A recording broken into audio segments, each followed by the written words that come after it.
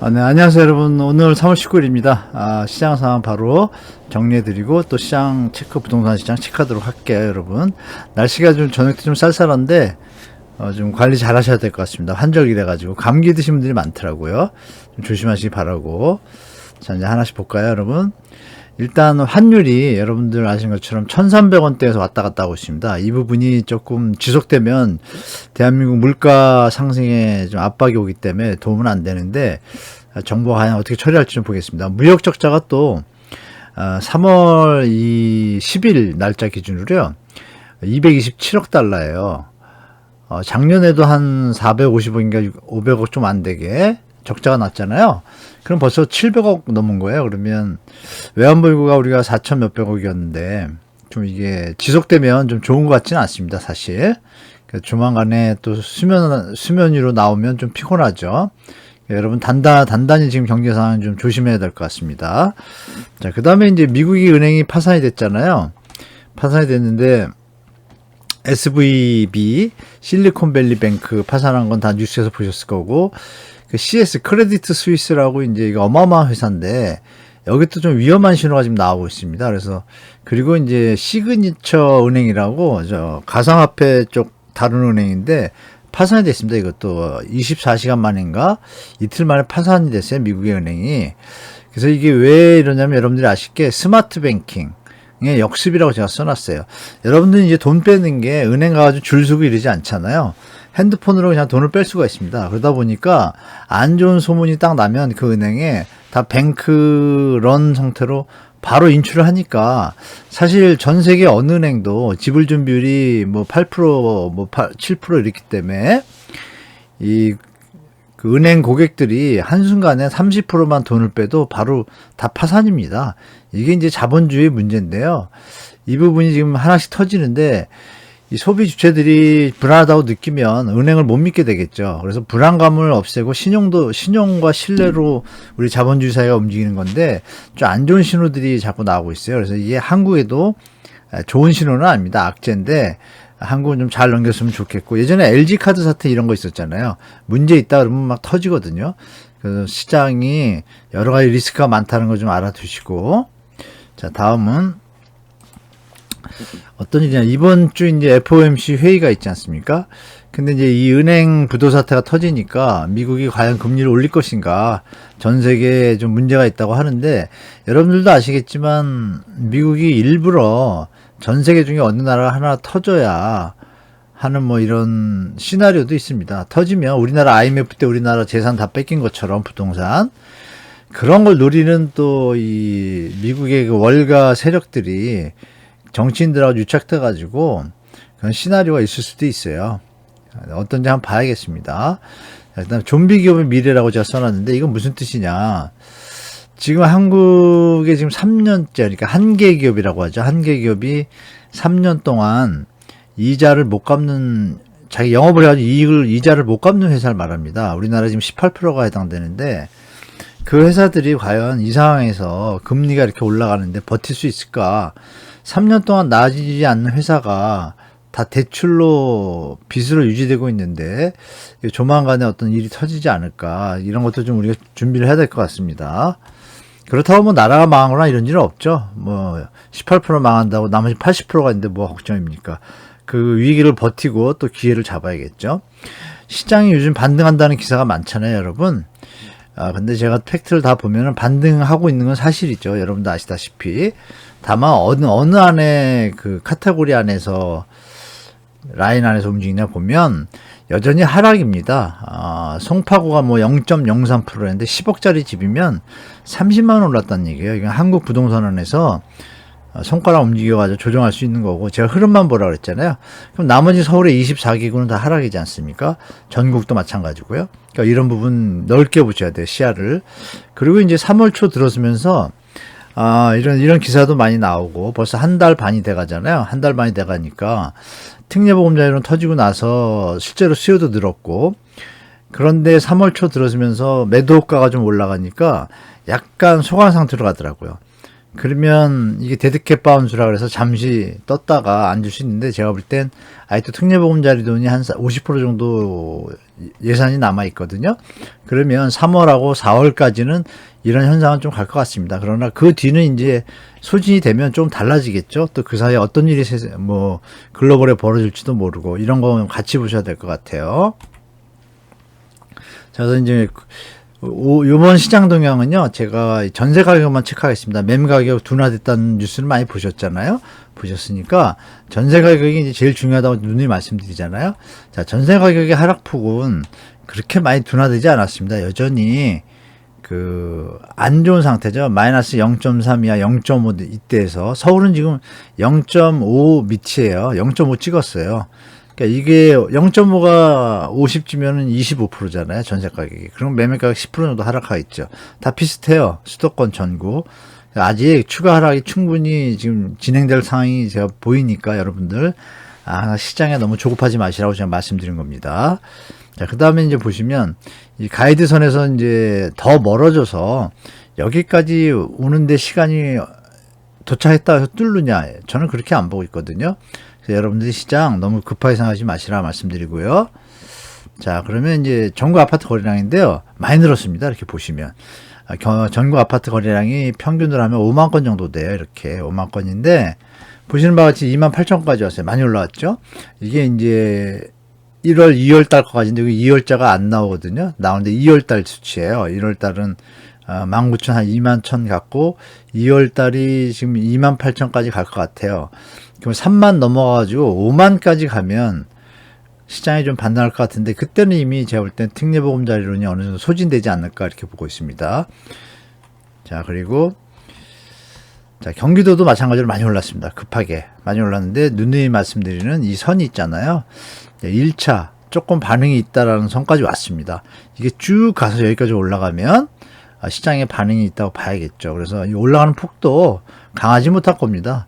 제가 볼 때는 지금 이제 계속 하락이 더 많거든요. 거래가.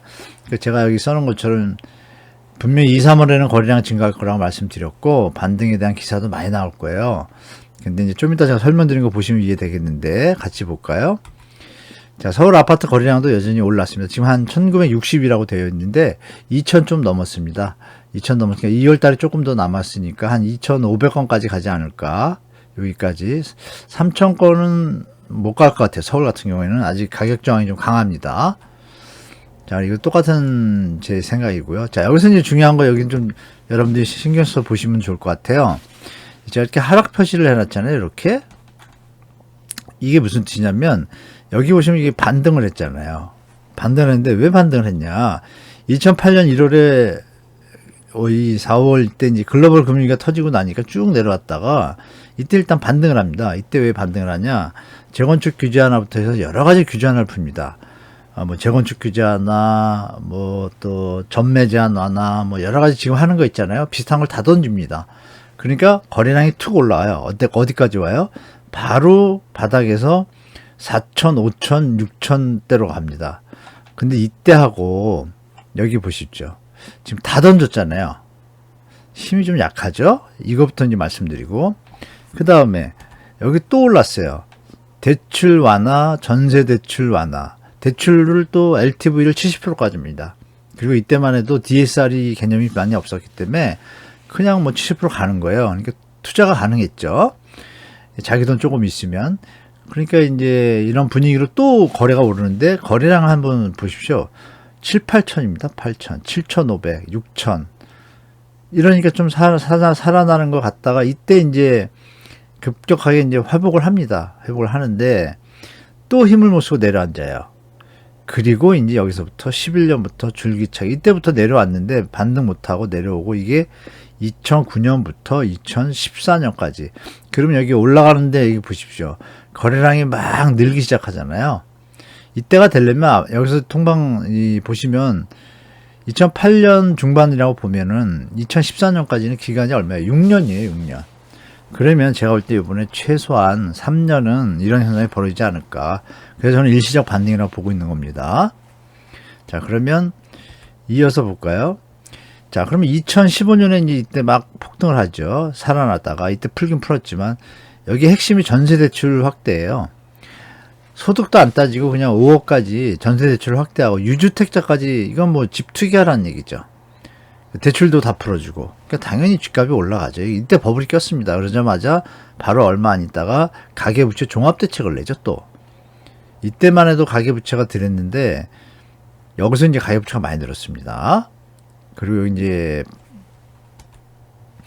자 지금 와가지고 이제 문재인 정부에서도 이 전세대출 확대를 제어를 못했어요. 이게 제가 볼 땐 뼈아픈 것 같습니다. 전세대출은 지금 미국이 도와줘서 지금 금리 올려가지고 미국 아저씨가 도와주잖아요. 대한민국의 대통령이라는 분들은 신경 안 썼었고 이게 좀 문제였습니다. 자, 대출 규제 완화하고 전세 대출 완화하고 특례보금자리론 다 풀었습니다. 융단 폭격이죠. 그런데 거래량이 어때요, 여러분?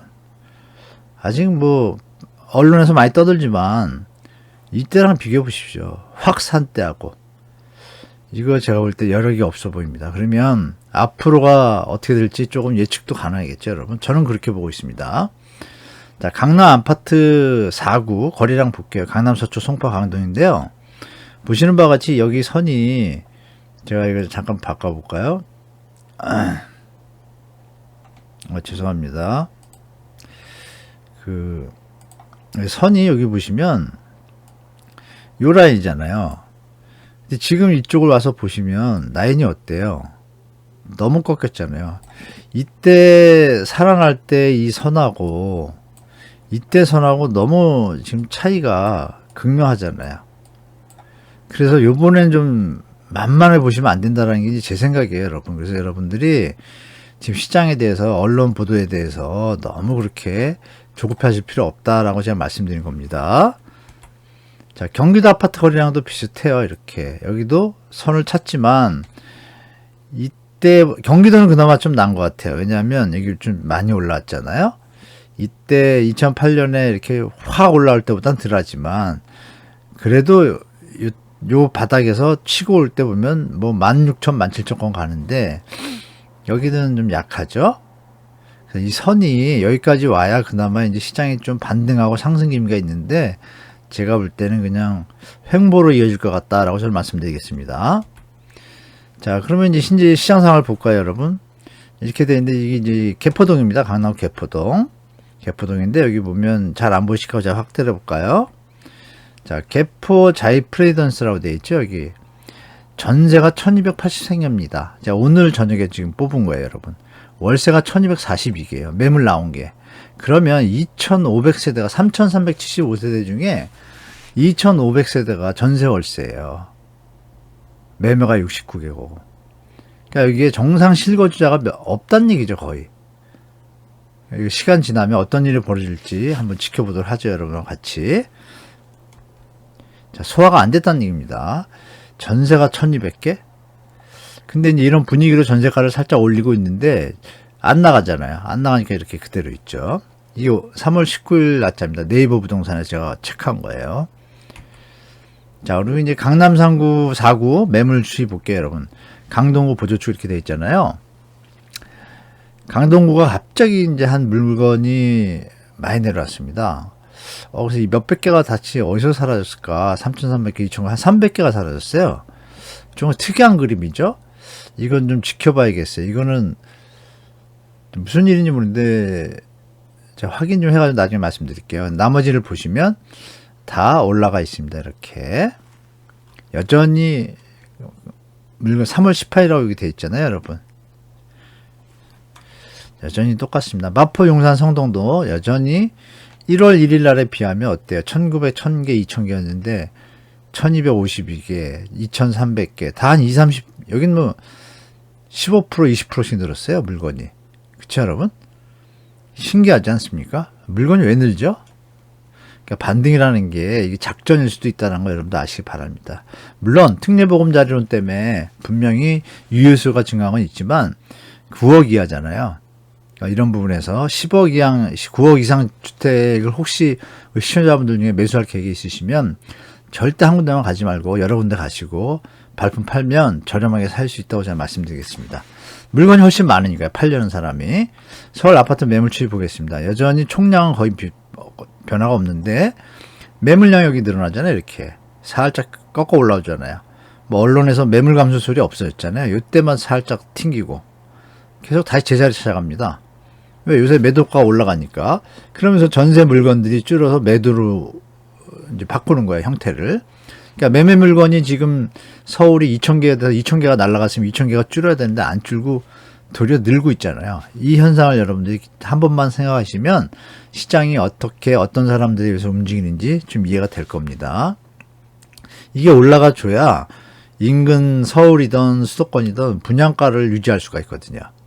시세가 받쳐줘서. 지금 분양을 미루는 현장들이 많아요. 이런 건 연동되니까 잘 보시고, 이 힘이 약하고 여러분들이 시장을 잘 파악하시고 주위분들한테도 지금 너무 조급해하지 않고 충분히 조정이 될 때까지, 이거 너무 많이 올랐잖아요, 집이. 조정이 될 때까지 다 기다리라고 하면 아무도 사는 사람이 없으면 집값이 어떻게 됐습니까? 금리가 이렇게 높은데, 그쵸? 그러니까 물론 사는 분도 뭐 부득이한 사정으로 신혼부부시라든지 뭐 애기들 문제 때문에 사시는 분도 있겠지만, 이왕이면 적정가격에 사시길 말씀드리고, 자, 여기서 이제 해석 잘 보시기 바라는데, 1월 1일부터 3월 12일까지 이 그림은 제가 저번 주에도 보여드렸죠. 이런 분위기 속에서 하락 거래가 훨씬 많습니다. 서울 아파트가 분명히. 자, 많은데 제가 이걸 세 분 해놨어요. 자, 어제 그 그림을 보시면 이제 3월 5일까지였잖아요. 근데 여기서 이제 겹쳐지고 이 사이에 또 신고가 늦게 돼서 겹쳐지니까 여러분들 혼돈될까봐 제가 3월 1일부터 17일까지만 좀 추려봤습니다. 자, 3월 1일부터 17일까지예요. 거래가 어떻습니까?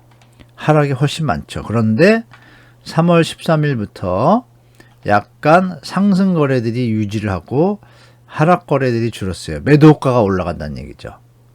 그럼 여기서 이제 버티기, 관망세가 이제 서로 유지가 되는 겁니다. 이 부분에 대해서 여러분들이 시장 당분간 3월 하순까지는 이 추세로 갈 것 같아요. 근데 중요한 건 거래가, 물론 이게 이제 오늘 날짜니까 신고한 거 더 겹쳐질지도 모르겠지만, 일단은 예전보다 거래량이 약간 주는 느낌은 들죠? 가격 저항에 붙으신 겁니다. 제가 볼 때. 자, 그리고 이제 85제곱미터. 그러니까 3월 1일부터 3월 17일까지 제가 정리를 해봤는데요. 3월 17일까지의 거래를 계산해 보면, 여기 선이 있잖아요. 0. 밑에가 다 하락 거래입니다. 자, 국민평형은 어때요? 하락 거래가 훨씬 더 많죠. 그런데 이쪽으로 오면서 현상이 좀 달라지죠. 상승 거래만 거래가 됐고, 하락 거래도 폭이 작고, 상승 거래는 1억 이상을 넘어갔고, 이런 모습이 나타나요. 상승 호가들이 좀 올라간다는 느낌을 받잖아요. 그렇죠? 사람들이 안 사는 거예요. 이런 현상이 벌어지는 이 과도기인데, 그런 중요한 건 뭐냐면은 이 물건들이 여러 개가 있잖아요. 많잖아요, 물건이. 보시는 바와 같이. 성파구 뭐 100개 됐다 그러는데 물건이 뭐 몇천 개 있잖아요. 이걸 잘 판단하셔야 되겠죠, 여러분. 그래서, 자, 그 다음에 또 하나를 분석을 해보면 어떻냐면요. 이거는 이제 직전 가격이 2021년도에 거래된 것들이 거래될 수도 있잖아요. 그래서 제가 그러면 2023년에 들어와서 뭐 1월 달이나 2월 달에 거래됐던 것들이 직전 가격이 또 내려오는 것도 있고 올라가는 것도 있겠죠. 근데 1월, 2월은 많이 내렸었잖아요. 1월 초에는 가격이. 그러니까 특례보금자리로 나오고 규제 완화 때문에 상승 반전에서 뭐 예를 들어서 27억인데 20억으로 내렸어요. 근데 그게 지금 21억, 뭐 22억 가려고 애를 쓰고 거래도 돼요. 지금 시장이 그러니까. 그래서 그 거래량을 한번 볼까요? 정확하게. 자, 이부터 말씀드리고. 그러니까 국평 서울 아파트, 국민평형 서울 아파트 3월 거래는 호가 상승하면서 거래가 소강하는 상태로 가고 있다. 조금 더 지켜볼게요, 같이. 쉽게 못 올라가고 있죠, 여러분. 이 매물 폭탄 속에서도. 자, 직전 거래 2023년 내 거래 가격 변동 제가 이렇게 써놨어요. 보시면, 그러니까 이런 것들은 뭐냐면 2023년 1월, 2월에 싸게 저렴하게 팔았던 데 비해서 그 다음에 올라가는 거예요. 그러니까 1월, 3월 달에 약간 상승 거래들이 조금 보이잖아요. 이게 이제 반등이라는 기미로 보는 겁니다, 이분들이. 그러나 아까 말씀드린 작년 12월, 11월에 팔렸던 것도 있잖아요. 또 재작년 것도 있고. 걔들이 계속 하락을 하니까 그건 뭐 옛날 비싼 집이 안 팔렸잖아요. 비싸서 안 팔리다가. 그래서 그거랑 맞춰보면 지금 여기서 보시면, 자, 이 거래가 쭉 받쳐주는 것 같다가, 왜냐하면 뭐 헬리오시티 같은 것도 뭐 18억이 됐다 이러면 19억 호가를 불리게 되고 찾는 사람이 있게 되고 이렇거든요. 그 물건을 대충 보시면 3월 달인데 셋, 다섯, 열, 스물, 서른, 마흔, 한 40개도 안 되잖아요. 그러면 3배 곱해도 120개. 120개인데 서울에 얼마나 많은지 아시잖아요. 물건이. 5만 개입니다. 5만 개. 120개 가지고 시장을 판단할 수 없죠. 그래서 중요한 건 매물 증가 중이라는 사실이 제일 중요합니다. 이 와중에 매물이 증가한다는 건 미래에 대한 확신이 없기 때문에 내놓거나 대출이나 금리를 못 견디는 것들이 많다는 얘기죠, 물건이. 그리고 경매 물건이 아마 증가할 겁니다, 조만간에. 자, 이렇게 시장에 대해서 제가 여러분 이렇게 말씀드렸잖아요. 그러니까 드리고 싶은 말씀은 이거예요. 지금 좀 되게 과도기고 혼돈스럽기도 하시고 그럴 텐데, 아까 처음에 그렸던 그림에서 보시면 2008년도, 9년도 때 지금보다 약한 대책이 나왔음에도 불구하고 거래량이 막 6천, 8천으로 뛰잖아요, 바로. 근데 지금 2, 3천이에요. 서울 아파트 경우에. 경기도도 아까 보시면 지금 8천 건이 아니라 15,000건으로 바로 뛰었어요. 그건 왜 그러냐. 그 당시의 집값은요, PIR 수준, 소득 대비 집값 수준을 말하면 한 6.7, 700개 안 됐어요. 그러니까 사람들이 따라갈 수 있던 거예요. 그랬음에도 불구하고 7년 동안 하락했습니다. 왜? 경제가 안 좋으니까. 자, 그러면 지금 어때요? 앞으로 경제가 좋아질 것 같아요? 당분간은 아니지 않습니까? 근데 PIR은 17, 18이에요. 서울 아파트가. 인천도 10이에요. 경기도도 10이고. 그게 갈까요? 소득이 있고 여력이 있어 부담이 있어야 되는데, 그 갈 시점은 제가 볼 때 금리가 다시 2% 되지 않는 한은 쉽지 않습니다. 그래서 여러분들이 시장 너무 조급하게 보지 마시고 충분히 보시고, 제가 바로 영상 내일이나 모레 하나 올릴 게 있는데요. 특례 보금자리론이 언제까지 효과를 발휘할 건지 좀 분석해 드리겠습니다. 그래서 그 내용도 바로 올려드리겠습니다. 자, 오늘 시청해주셔서 감사드리고요. 시장 그렇게 반등 쉽지 않다. 일시적 반등이 있겠으나 받쳐주는 힘도 약하고 유효수요도 거의 없고, 이미 영끌 때 다 수요가 찼기 때문에 지금 5억 대출이라는 호재 때문에 8억 7억 하던 아파트 값이 5억 대출로 9억 9억이 되려고 그러니까 9억 이하는 대출이 되지만 10억 이하는 안 되잖아요. 그러니까 이것도 밀려가지고 좀 인력 올라가는 추세거든요. 19억 이런 것들도. 그러니까 이런 분위기가 제가 볼 때는 오래 지속되기는 좀 힘들다고 저는 보고 있습니다. 그래서 분명히 반등은 3월까지, 4월 중순까지도 가능하겠지만 그 다음에는 좀 체력이 꺾일 것 같다. 저는 이렇게 보고 있습니다. 그래서 매물이 일단 많고, 이런 분 다 종합해 보셔가지고 너무 조급해하지 마시고, 시장 좀 긴 호흡으로 대처하시는 게 좋을 것 같습니다. 자, 오늘 시청해주셔서 감사드리고요. 또 이번 한 주 행복한 한 주 되시기 바랍니다. 감사합니다.